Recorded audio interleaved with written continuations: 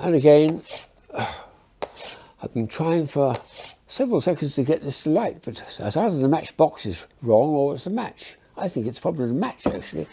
It looks a bit strange. Something wrong with the head, I think. Oh, it comes off. Oh, yes, it's one of those, I see, okay. It's a pen, not a match. And I thought I'd show a few of my other bizarre pens. Perishingly large, peculiar pens, I call them.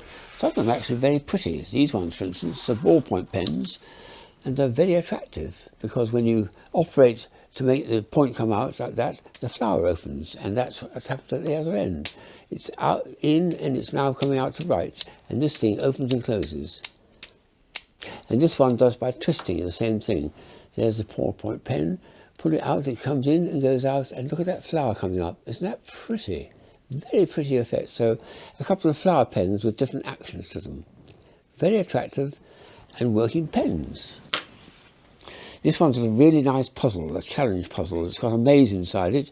This thing, when you push it in, operates on the maze, and you can't just pull it in and out. You have to work your way through it, and you've got to get right at the far end and eventually push it, and out comes a point here. But that takes a lot of effort to do that. So I'll start the challenge by pushing that thing in, and now it'll only operate by me twisting and turning and twisting and turning. And, well, I couldn't do it on camera, I don't think, but it's eventually you get into the centre and you can then operate. So if you've got an urgent phone call message to write down, I'm afraid it can't be done in a hurry. You might need 10 minutes before you can start operating the pen. Oh well. This is one of these lovely bizarre pens which has got that pop-oid feature, I call it. It expands like this. A nice noise, and because of that, and it makes it really very quaint, doesn't it? And it's got a little pen on the end, so a lovely idea and something to play with, because I think that's a very attractive and enjoyable sort of hand fiddle device. That noise is very nice. I love the idea of making a pen suddenly take on that appearance. Very strange and very interesting.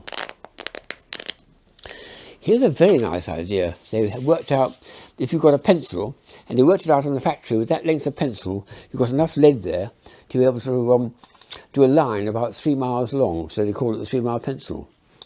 This means as you're using the pencil, it gets blunt, you have to sharpen it, so it means you're taking a bit of the wood off and a bit of the lead, and at the end of the morning you can say, not I've done 3,000 words of my essay this morning, but I've done half a mile of writing with this sort of pen, and it measures it as you're doing it.